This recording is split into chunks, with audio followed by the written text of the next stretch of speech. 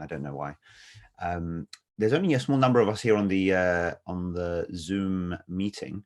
So unless you're feeling really camera shy, it would help me if some of you would reveal yourselves, because that way, just like Naeem has done, thank you, Naeem, then that way I will feel like I'm not just talking to myself, but there are actually some real human beings on the other side of this conversation.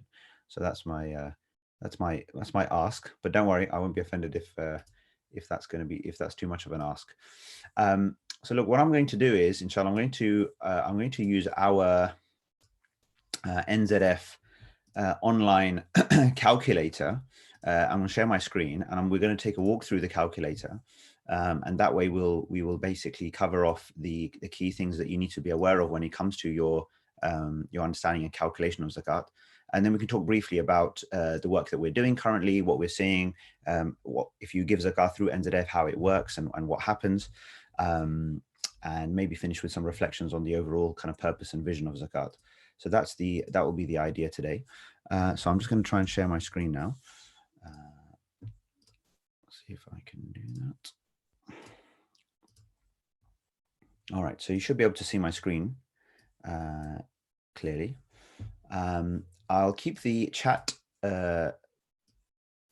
visible for myself, because typically people ask questions as we go along. So as we go through the various sections, then I will then I'll take the questions on, inshallah, as we go ahead. Okay, so this is the homepage of the National Zakat Foundation website, and you can calculate your zakat. Press calculate my zakat, and then we can begin the process of the actual calculation and the giving process. So if you start your calculation, the first question or the first thing that we put in front of you is basically options of various types of assets, and then you will select, if you're actually using the calculator, which you're obviously very welcome to do, when you come around to paying your zakat, then you will just select the things that are relevant to you, and then you'll only see things in relation to those. For the purposes of today, we're just going to select all of them. And then inshallah we're going to move forward. Now, actually, before we move forward, I just want to clarify or inform you of one important thing, which is that all of you should have a zakat anniversary. Okay, all of you should have a zakat anniversary. Maybe if you do have a zakat anniversary, maybe you can inform us in the chat. When is your zakat anniversary? What is the date in the Islamic or the lunar calendar on which you calculate your zakat and by which you should pay your zakat? Now, many of us might not have that date. We need to have that date. We need to know. So first week of Ramadan, even that, which is good, but it should be more precise. 5th of Ramadan, 3rd, 2nd, 1st, which one? So we should have that date, yeah, more precisely, ideally, and then stick to that date each year. This date effectively represents like the last day of our Islamic financial year, okay? So the idea is that the year goes ahead, we earn, we spend, we do what we do. This date is like the last day of our Islamic financial year. Where have we ended up? Depending on where we've ended up, we do an assessment of our affairs, we pay the appropriate amount of zakat, and then we move on. And that's why, largely speaking, what has happened and what will happen financially is largely kind of irrelevant. Yeah. So we look at kind of debts and how treatment of debts and stuff when it comes to calculating zakat. But really what we're interested in is what's your situation today. That's really the main thing. Okay. So good to have that date, a specific date. So thanks, Khalid, for mentioning. I'm going to assume no one else has one, right? Since you've held back from informing us of when your zakat date is. But please do have one. Okay, just leaving it general to Ramadan is not a good thing. You should have a specific date. That forms your calculation date, and as I said, your payment deadline date. So you can pay zakat in advance throughout the year if you like. So for example, now Khalid, who's probably paid his zakat now this Ramadan, can still pay zakat this Ramadan more in advance of next year, if you like. So you can pay some now or some throughout the year, first 10 days of the Hijjah, for example, or at any other time. And then next year, on the 2nd of Ramadan, for example, he'll do a calculation, and then he can net off anything that has already been paid, okay, in advance. And if more has been paid than is calculated, then that can actually carry forward to the next year as well. So that's just useful to know, and very important that you have that date and you stick to that going forward then as your fixed zakat anniversary. All right. So now when we go through the calculation, the first thing we do is that we address our cash. And if you take care of your cash thoroughly, it actually takes care of lots of subsequent issues, because we're saying all cash, regardless of its source and regardless of its intention, right? So however you got it and whatever you think you want to do with it, include it here. Yeah. Cash in your bank accounts, physical cash, current account, savings account, whatever, right? You include it here. And we will, again, as I mentioned, talk about debts and deductibles later on, but your cash, you will include all of it here. Any money that is owed to you. So if you've lent someone money and they owe that money to you, as long as you're confident of receiving those funds, then you will also include them here. All right. So that's a loan, or it could be money expected from a sale. You've sold something, you're waiting for some money to come in, right? So that can be and should be included here. The person who owes you money, they would make a deduction for what they owe you, you see.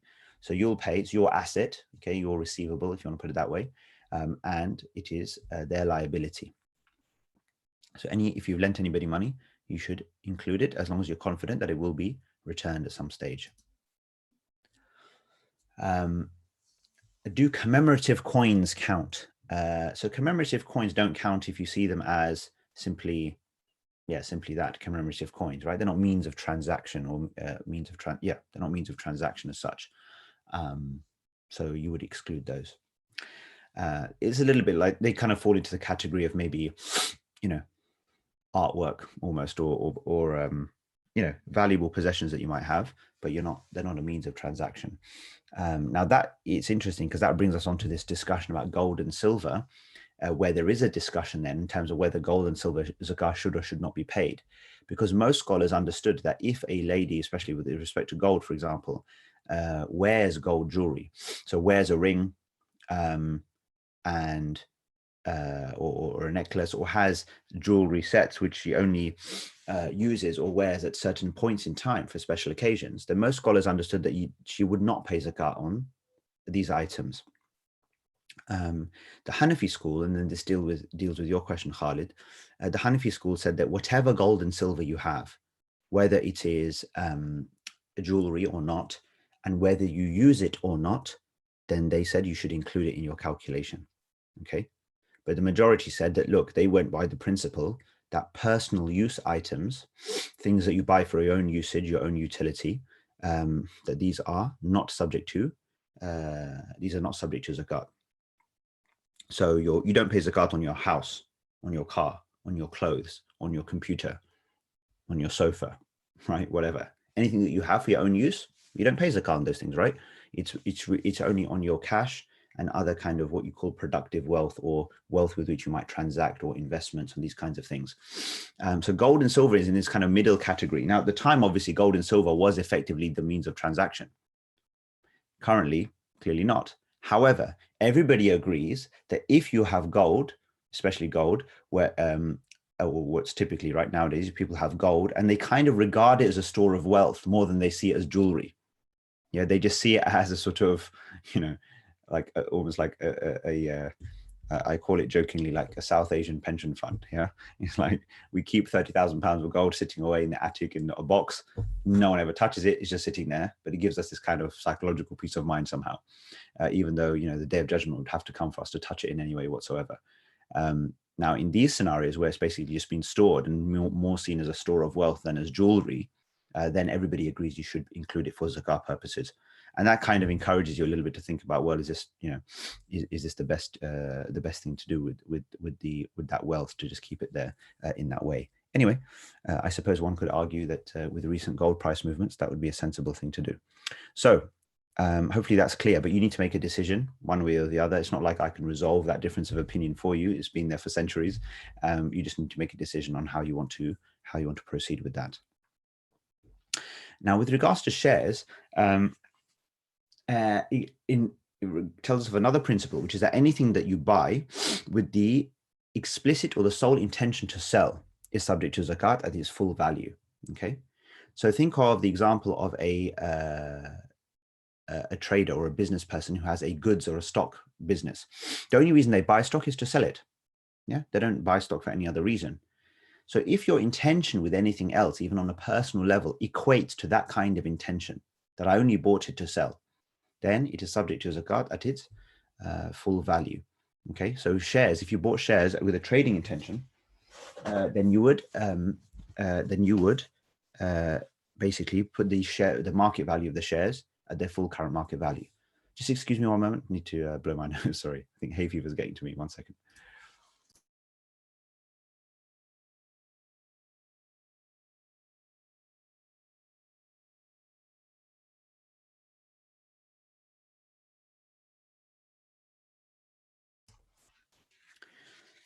Yeah. So I was saying that shares, you included the full market value if you bought them with a trading intention, right? Um, and now, which is to the next point, that really anything else should be subject to is subject to zakat, but the treatment is different. So if you have shares for any other reason, so I suppose like the long term thing applies sometimes or partly, meaning it's more like a buy to hold, yeah, or as part of portfolio diversification. So really, maybe, and I think this has come up a couple of times in recent days, so maybe we'll alter the way that we've even phrased it here, is that it's really shares bought to resell for capital gain, and then shares bought for any other reason. Yeah, that's really the second category. Now, in this case, the reason why you are still having to pay some zakat on those shares is because of the fact that you, as part of your, or as a result of your shareholding, have a shareholding in a company in which there are underlying zakatable assets. You see, when you have a business assets are inherently subject to zakat. So when you have a share in them, if you're not looking at the whole thing as simply a trading asset in its own right, then you still have a stake in something that underlying has cash, receivables, stock, whatever. Okay, that are inherently subject to zakat. So technically or formally speaking, the management of businesses, of companies, should be paying the zakat from within company assets on behalf of shareholders. Now, obviously, for a lot of the things or most things that we have shares in, that's not happening. But then we should at least do our respective part. So what we're talking about is something like of a book value or a balance sheet assessment of the company, with whatever latest data that exists, to come up with some sort of proxy for the zakatable assets of the company, which is not too difficult to do, right? You're looking at the cash, you're looking at assets for sale, receivables, netting off any payables, for example. You have some sort of net book value, like a net current assets type figure, okay? And that can then be compared to the market value of the firm, and you get some sort of ratio. And typically it's somewhere in the range of, 20 to 30%, okay? Roughly 20 to 30% of the full market value will be this zakatable asset value, in which case you will take the relevant percentage of your holding, the market value, and only apply the 2.5% to that part.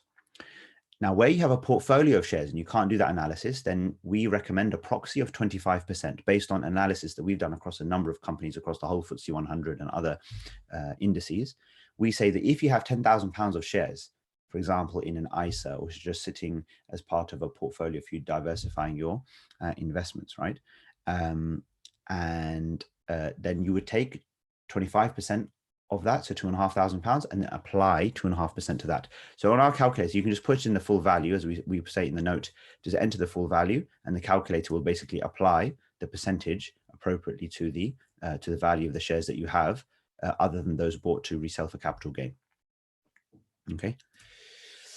Now pensions. So pensions is a kind of contentious issue, and we often get a lot of questions about why we think that zakat is due on defined contribution schemes, which will be the kind of schemes that you probably will all have, where you don't have access. If I don't have access, why should I pay zakat on it? That's typically the question. But we've already seen examples of where you do pay zakat on things where you don't have access, in the sense that the money or the sort of the liquid cash in relation to that particular thing is not available to you right now. For example, we said that you pay zakat on money that is owed to you.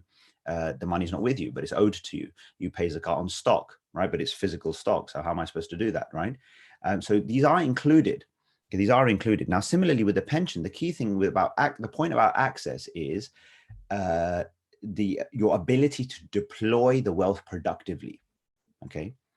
So in an example where, and classically they would give these examples of where somebody's away from their wealth for some period of time, and now that wealth is tucked away, it's like not doing anything, no one else can access it, can't be put to any use, then they would say, okay, someone doesn't have to pay zakat on that, right? But in our case, when we put money into a pension, we're putting money into a pension precisely because it is being productively utilized, invested on our behalf to grow a specific pot of money, which at any one point in time, we know its value and we own it. It is ours. If you pass away before you have that access, before the age of say 55, whatever, as it is now currently, then the money, the entire pot will go to your beneficiaries that you have allocated. So it is yours and it's your investments. But again, you're not paying 2.5% of the overall pot. Yeah, you pay in relation to what the underlying investments are. So if it is all equities, then we would apply the proxy that we've just spoken of, 25% of the total value, and pay 2.5% of that. But it can be a mix of commodities and and equities and some cash and other kind of investments. If you know the amount that is zakatable, then the value of it, then you can put it in. If you don't, then what we've basically, oh, looks like it's frozen a bit here. But basically what we've developed is here it is, again, a list for you to choose from which we would then apply the proxy, appropriate proxy percentage. And typically it's anywhere between 15 and 30%, okay, depending on the type of scheme that you have. So lots of people, I mean, maybe it doesn't apply to yourselves, I don't know, but like over the years, it seems that a lot of people, they kind of wake or realize, oh yeah, I've got a pension scheme. Like, what is in it? What's in? How much is in it? What's it even invested in? Good for you to know. Good for you to kind of check that if where possible. And I don't know if you have this through the firm where you have Sharia compliant schemes available, that you're kind of invested it appropriately in that way, so that from an ethical and from a compliant perspective, it's appropriate. Otherwise, you don't want your pension being built up on investments in companies which do things which would be contradictory to our sort of our values, right? So anyway, so make sure that you check that out. You can get then obviously a value, and you'll be able to get some sort of statement from HR or from the pension provider directly if you log in to see, well, what is the balance of investments here? And then accordingly, you would you can then choose from here some sort of proxy if you don't know the exact amount. Okay. So we've talked about really ISAs, right? So that's kind of stocks and shares, ISA, cash ISA. So it just allows you to put money in here. But this section just invites us to think about another point, which is about to do with the wealth of children.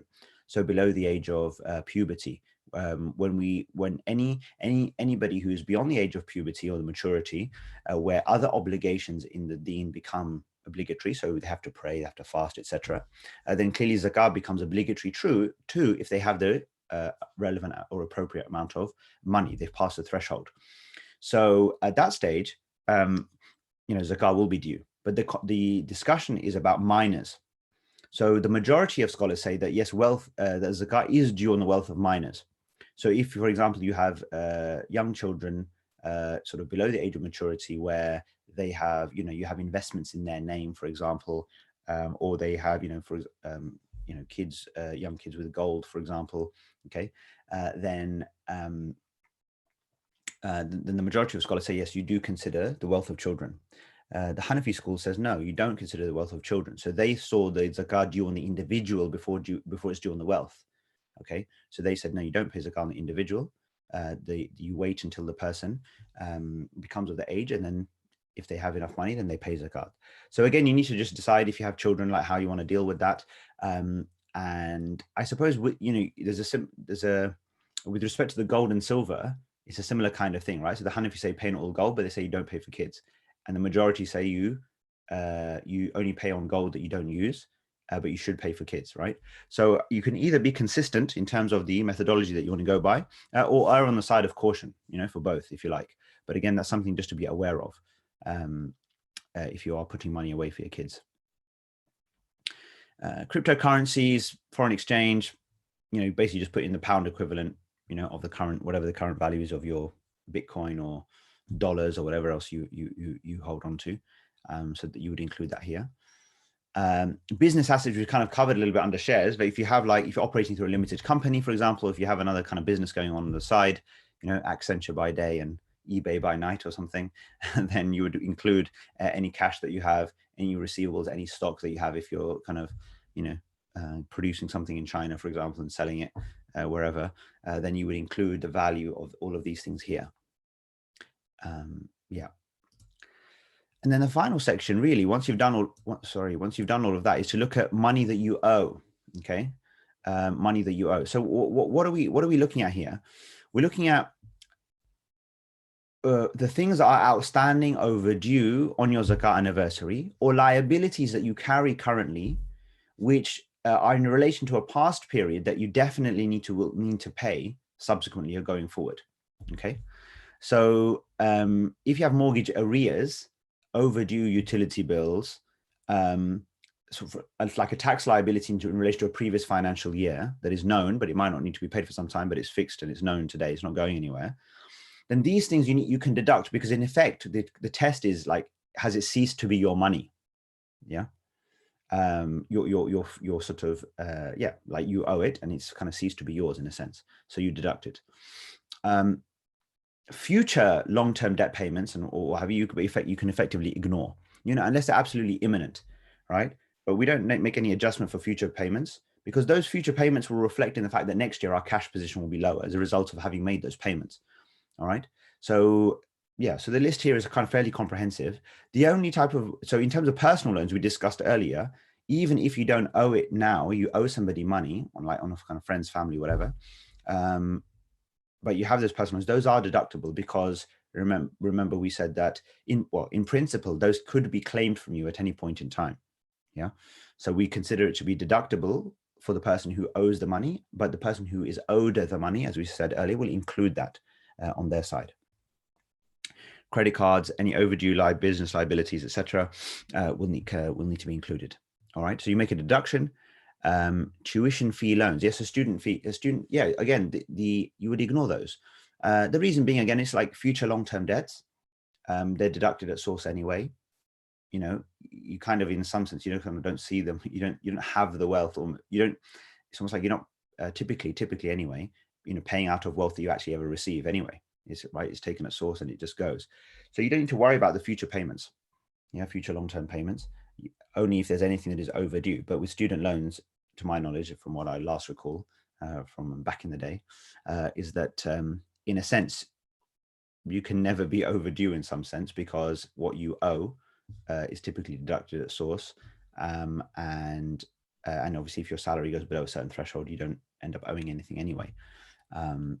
So anything that if it is a scenario where there is a certain amount that is overdue and due now, right, being requested and due now, that's different. But the fact that it is due in the future is ignored at the current time. All right, so you deduct that. You then will affect. So you have this would give you a summary. So if you're putting figures in, you would have a summary here of what I have minus what I owe, some net figure, compared to today's nisab, which is the threshold, and you can see it's a low figure. If you have more net assets, zakat assets above this figure, then you would pay 2.5% of your net figure. So that would be the situation. So that's pretty much it, really. There's a lot on our website in terms of Q&A and like lots of searchable sort of Q&A, FAQs, whatever on the calculation. So you can look things up there if you need to. Yeah, otherwise happy to take any further questions before we move on. So how long do you need to have held your savings for zakat to be? Yeah, good question. So there's a very common idea that, look, I only pay zakat on money I've had for an entire year. Now we say no, you don't have to have held the money for an entire year. You just include all of your money today on your zakat anniversary, right? Whether it came in yesterday or you've had it for years, it doesn't matter, right? Because we say it's a balance sheet calculation, okay, not a sort of cash flow related calculation. So the important thing is that look, we all have fluctuations up and down during the year, right? If you take all your financial kind of situation into account. So you've got the ups and downs. You're not paying in relation to those ups and downs. You're just paying in relation to what you have now. So if the day before your zakat anniversary, you spent a lot of money, obviously you're not paying on that, because on your zakat anniversary, you don't have it. But if the day before you receive a lot of money, you would include that in your calculation, because today you have it. So that's the simplest and the easiest way to do it. And that's the view and the recommendation of the majority. Some say that what you do is that you basically plot your situation for the past year and then only pay on the lowest point, because your trough, right, of your financial affairs in the last year is in effect the only money that you've had for the whole year, right? Any more than that, you haven't had for the whole year. Anyway, but that's not something that we recommend. We recommend you just stick to the balance sheet calculation. Can zakat be paid on money that is inherited? If you have received the money, then you would include it in your calculation. If you have not yet received the money, then you would not include it yet. You wait until you have received it. Your next zakat anniversary comes. Then on that day, you make your calculation, you make your assessment. It's considered by scholars to be what they call a weak receivable. It basically means that you never had the money in the first place, and it's something that you're expecting, but until you have it, we don't consider that you do have it. Yeah, even if you're owed it. So, for example, like a salary payment, inheritance money, whatever, they say you don't include it until you actually have it. Whereas, for example, other examples that we looked at before, where you've sold an item, you're waiting for money to come in, or you had money, you lent it, and now you're waiting for it to come back. Okay, these they would consider that you would include because you had it something in relation to those items, in relation to that money in the first place. Okay, I hope that's clear. Any other questions? Any other questions? This is an interesting call because the number of people are increasing throughout the call, whereas usually it's the opposite, and the questions are few and far between. Normally there's loads of questions. So maybe it's all really clear now. We've managed to master how to communicate these things, or you're busier, perhaps. Going back to long-term investments and capital gain intentions, would savings in an ISA for an eventual mortgage deposit count, where the intention is that you would, of course, sell the shares for a capital gain, but you have no fixed date of when that might be? Yeah, good question. So I think in this particular case, you're looking at, I think you're looking more in the context of the, again, I go back to the same thing. If you think that your purchase of those shares, your investment in that ISA, if in your mind you would equate that to be very similar to the kind of the intention or the kind of mentality of a business person buying stock, that's it. That's explicitly the reason. I'm only buying it to sell. That's it. Then you should include the whole value. But if it's for any other reason or a mix of reasons, then which is possible, right? With shares, it's not always the case that the only reason you're only buying to sell. There might be different reasons as to why you might diversify your investments into shares, into different things.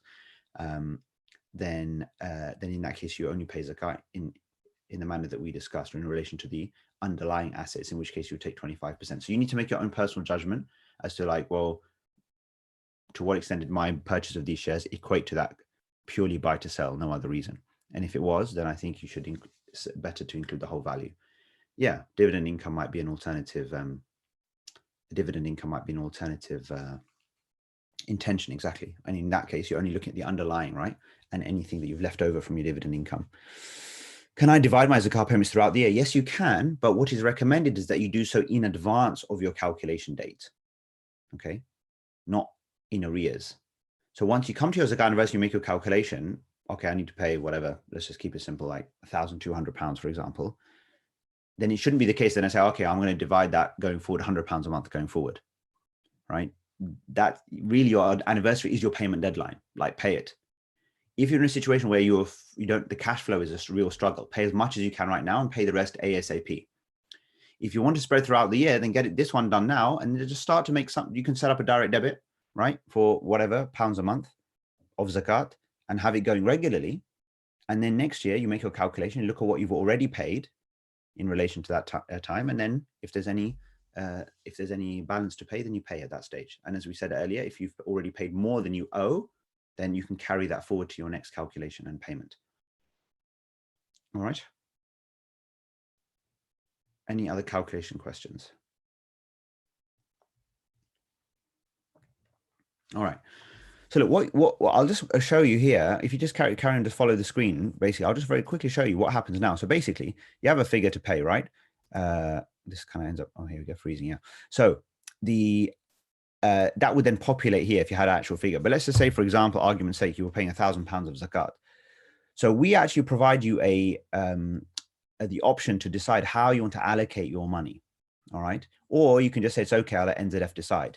And a mobile kind of view, if you look at the basket, you can see that as soon as you selected £1,000, it automatically is dividing up your £1,000, showing you exactly how we would use the funds. So if you were giving £1,000 through NZF, our default would be £630 to hardship relief fund, £180 to housing and work fund, £90 to the education fund, and £100 for support cost, i.e. the cost of administering the zakat, doing all of the assessments and all of the things that need to happen. Now, if you look at that and you think, well, I'm not really happy with this, then you can choose how my zakat is used. The first question we then ask you is, okay, what about this direct cost issue? Now, there is we say we limit or we've managed to limit the cost of handling the zakat to maximum of 10%. Okay. But we say, as per the directive Allah subhanahu wa ta'ala allows for, right? Tells us, use some of the zakat to pay those who are handling zakat. You know, Allah wants this to be an organized system and a mechanism, and that it should be a self-sustaining one as well. It shouldn't necessarily have to rely on other funds here or there. Zakat should be a self-sustaining mechanism. And the third of the 8 categories of zakat recipients in the Quran are the amilin, the actual workers, the administrators. Okay, so 10% is a reasonable percentage to use, and obviously we used to be higher. We're getting that down over time. Hopefully, we'll get it down further in future as well with efficiencies and investment technology and what have you.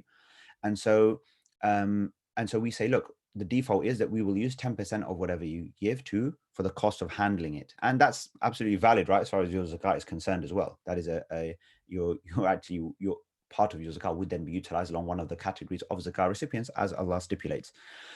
If you're not comfortable with that, and obviously some people are not comfortable with that idea and they don't like the fact that any zakat at all is, used to fund or support the costs of the organization, then we say to you, okay, that's fine. You can add extra £100, like a voluntary sadaqah add-on, so that all of your £1,000 will go straight through, pass through the organization. But either way, we need to cover this cost at, either from within the zakat or from an extra contribution. Because with gift aid and other things, that's where we cover our other discretionary costs, marketing, technology investment, core costs, right, other salaries, etc., where obviously it's a lot more difficult to get people to give for. So this needs to be covered here. And then we're just transparent and upfront about it. Something we introduced at the beginning of this year, this facility, just for you, so you literally see at the point of giving what is going on. Let's say, for example, you say, yeah, okay, fine, I'll add 100 quid. I think what happens is that this this calculator doesn't, or this process doesn't like the fact that if you delay your decisions, it seems to freeze up a little bit. Anyway, okay, fine. So I've added £100.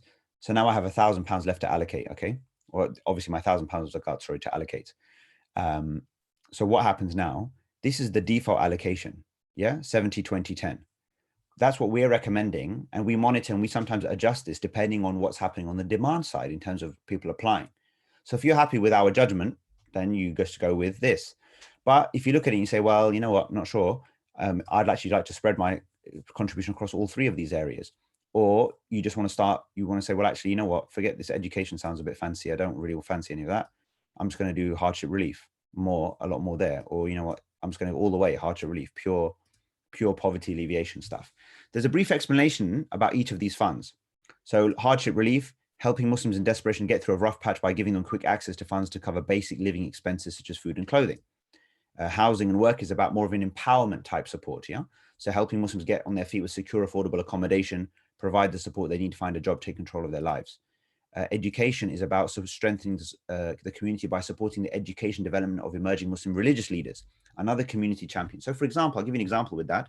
Like one of the things that we're launching at the moment is part of the funds to be used to support imams with accredited counseling qualifications, right? Stuff that they couldn't afford. Typically mosques might be reluctant to pay for, right? But supporting their development is critical, right? Because, even at a time like this, a lot of mosques are finding that the imams are having to play a role in providing remote counseling services to people in the congregation who are struggling as a result of the lockdown. They want someone to speak to, for religious guidance, support, etc.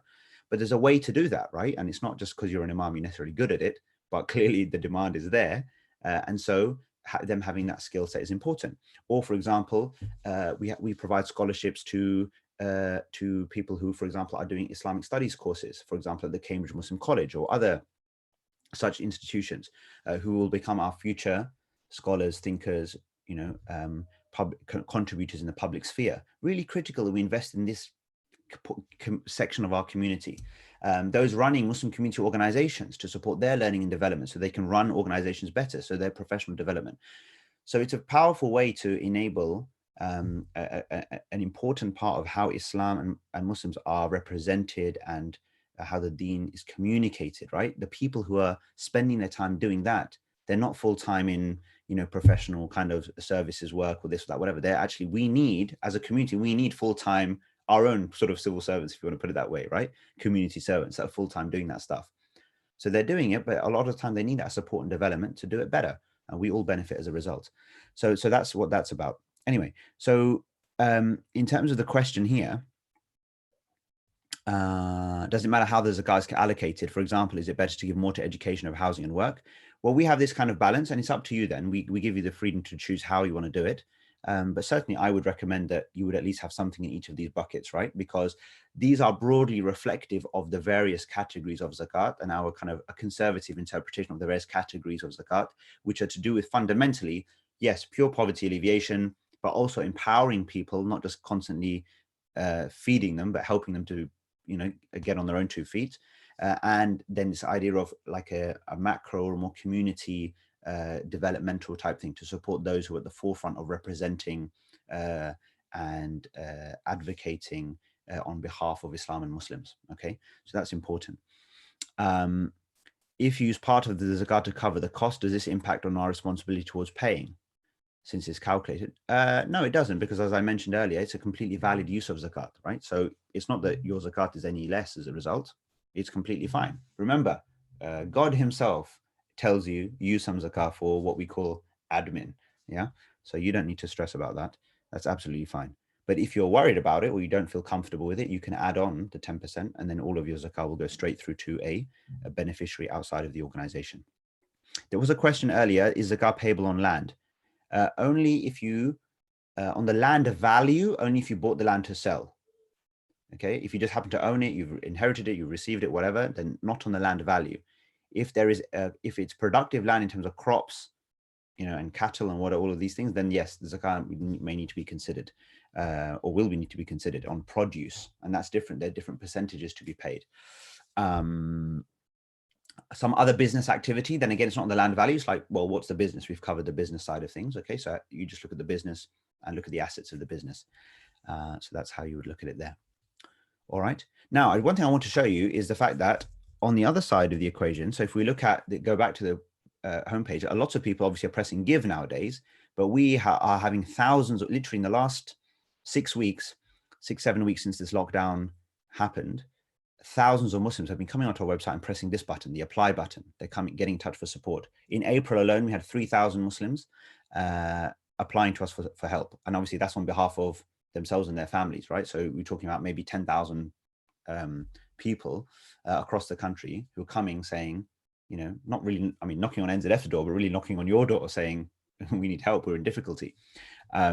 So that when they apply, if you notice now, they apply within the respective funds. So hardship relief fund, housing fund, work fund, education fund.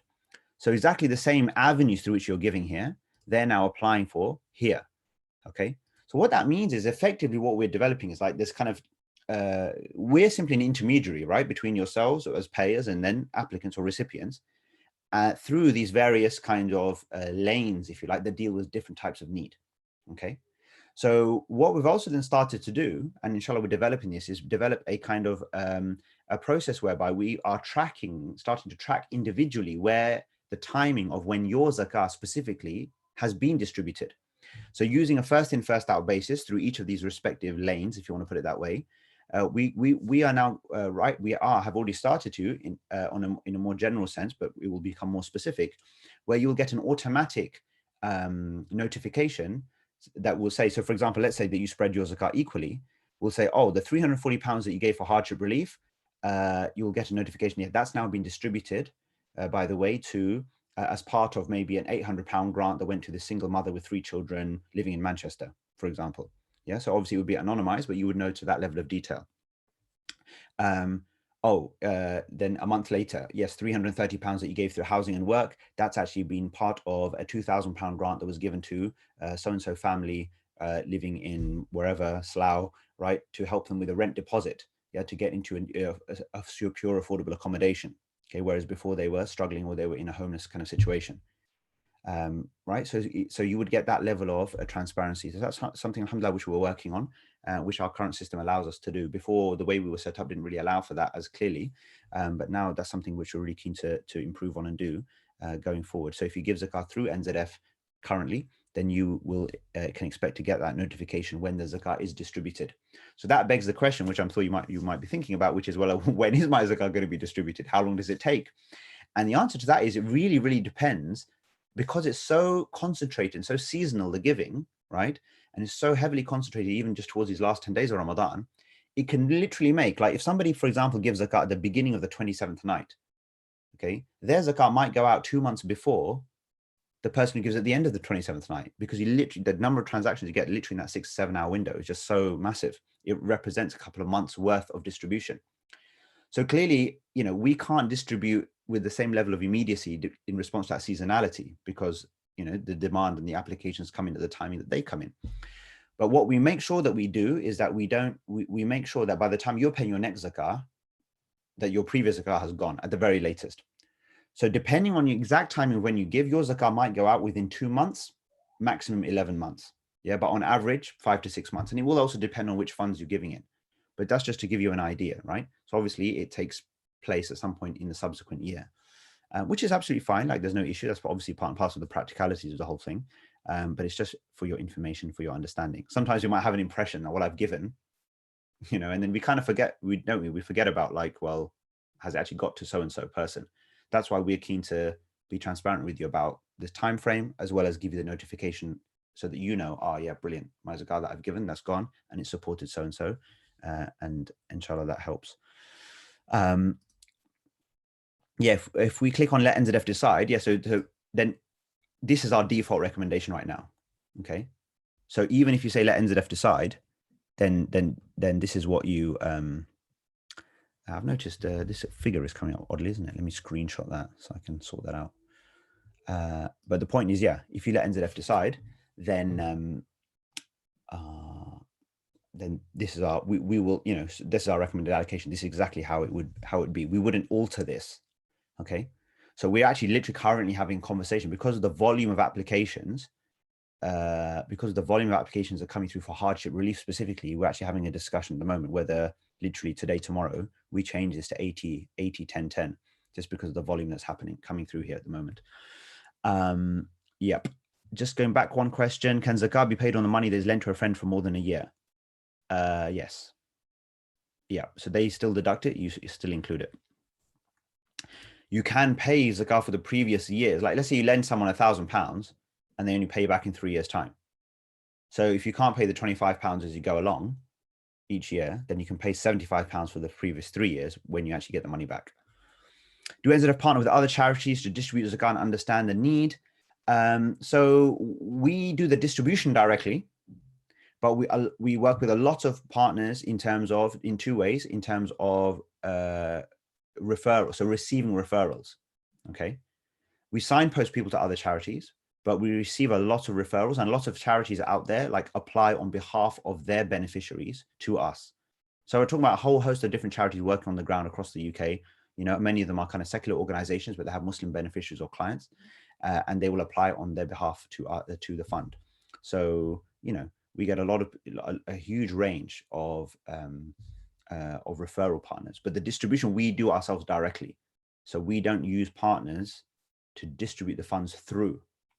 All right, we tell people that if someone needs help, you help them get the application to us, and we deal with it directly, because that way we stay entirely on top of the precision that is required to for making the actual assessments and doing that. So once we, obviously, over the years, as with anything, as you guys will appreciate more than most, right? As you're developing a functionality like this, there's lots of tweaks and changes, and we've gone around the houses in recent years in terms of different models and how to do this efficiently and better. Alhamdulillah, I think we're in a really good place at the moment. Maybe once it's got really solid and our back-end systems are really strong and from a data standpoint and reporting and everything else, then we're certainly moving closer to the stage where we will probably be able to provide potentially then partner kind of logins or areas or whatever, where basically people can if it's an approved partner, can receive or process an application and administer funds from within the NZF kind of budget for eligible beneficiaries, as long as they're sticking there, but the system ensures that they're sticking within the parameters of the checks and balances that need to take place. So yeah, that's where we are at the moment. We've had over the years, it has been the case, but we've had a sort of a fairly sizable development recently where Islamic Relief paid £150,000 of zakat through NZF for the local sort of for local beneficiaries as well, which is the most sizable contribution that we've ever had from an international relief organization that's keen to do more locally. Alhamdulillah, I think ever since NZF came on the scene about 9 years ago, like more of the Muslim international relief organizations, which obviously collect a massive amount of money, have realized that they need to maybe think about some of the balancing some of their priorities in terms of local and international. So that's been helpful as well. So yeah, so that's that. Now, I wanted, so then after this, just to finish the process, after this, you then have the opportunity if you want to support what we call NZF's growth fund. So if you want to, giving your zakah through NZF is kind of us providing a service to you, the zakah payer. If you want to support the organization grow and become better in terms of the scale and the quality of our services, that's where the sadaqah really comes in. Yeah, because that's what we invest in our marketing, technology, and everything else. Now, obviously, for most people, it feels like that's not a very attractive proposition, right? Why would I spend on what, again, what we unfortunately loosely and rather immaturely put in the admin box or admin category. But as you know, from the kind of work that you do, consulting for various firms, well, actually, it's no different here, right? Like, if you want this to be a brilliant organization, we are going to have to invest in our back-end systems, in our obviously in our messaging, in our comms, in our technology. You need competent and solid people, right? Professional people, etc. That all of this costs money, but the power of it is, even from a spiritual kind of standpoint, like, I think it's actually far more rewarding actually to give in this way from a voluntary perspective, because because of the maths of it. Like, you're enabling stuff. Anything that you're doing directly is fine. Anything you're enabling is even more powerful. For example, every pound that we spend on marketing, we know we generate at least £5 of zakat. So in terms of from an impact standpoint, I can give £100. I'm not comparing to the zakat giving, because that obviously needs to be done. But what I'm saying is the power of giving £100 of sadaqah is that actually has £500 plus of benefit from a zakat standpoint. Anyway, so we certainly rely, in addition to obviously gift aid, on sadaqah as a source of funds to support these other costs in the organization. So that's that, and then you would go through and finish the process. All right, that's fine. Sister Amna, thank you. Take care. Assalamu alaikum. Umar's question: do you need to have a minimum amount of gold and silver before it becomes zakatable, even if you have 1 gram of gold? Okay, so what you do is you kind of stick it all in together with everything else that you have. Okay, so you're not breaking it all up into different nisabs of different things. Just stick it. You can stick it all, put it all together basically as part and parcel of your overall assets, and then compare it, because these are all effectively, like cash or cash equivalents in a sense. If you really see your gold as something completely separate, okay, then it can have its own nisab, its own kind of threshold, and you can work with that separately. So that's fine. Cool. All right. Look, I think a lot of you need to jump off, so I'll just conclude by saying, thanking you for being a part and parcel of this session. I hope it's been beneficial. Please feel free to get in touch if you have any further questions, and do consider giving zakah locally. It's critically important. There are thousands of people getting in touch with us, applying for support. And the important thing to realize is that what you're doing when you give zakah through NZF is that you are not just providing that material support, but you're basically telling Muslims in this country, we're here for you. Yeah, that it means that we are actually a community. And the worst thing would be is if we have to tell people that the zakah has run out, basically, right? We don't want to tell people that zakah has run out. And if the applications keep coming at the level that they're going to come throughout the year, we need yourselves to respond, right? To be there to help, inshallah. Thank you for the kind comments and the du'as. There's a last question. What's the riba bit at the end? Okay, good point. Well, the riba bit at the end says, riba is interest earned on money, otherwise known as usury. Don't hold on to this, give it away. So we use it to deal with some of our costs. We've had scholarly approval to do that. It's unlawful for you, but you can give it away for charitable purposes, and then we use that to deal with some of the costs. Typically, we mark it off against the taxes that we have to pay to HMRC. So we send it back that way. But that's helpful for us. So we put that there just as a facility to help you really get rid of any interest that we have. And in a year, we might get 50, 100,000 pounds of riba that comes through. So that actually becomes very helpful for us. And it helps you obviously get rid of that if you have any of that. All right. Jazakumullah khairan. Thank you very much for hosting us. Take care, everybody. Yes, do send any further questions to Umar and you can pass them on or get in touch through the website as you wish. Hope you have a blessed last 10 days and nights of Ramadan. May Allah bless you all, accept all your prayers and supplications, and protect you and your families, keep everybody safe. Okay, take care. Assalamu alaikum wa rahmatullah. Jazakallah khair for that. Thank you very much. Really appreciate it. You're welcome. And just for another quick reminder, so tomorrow evening we've got the virtual iftar session. So yeah, it'll be great if you could join that. And yeah, if you have any further questions, you can send them to us, or you can go direct to NCF, and we'll sort that out for you. That's all. Thank you very much. Assalamu alaikum.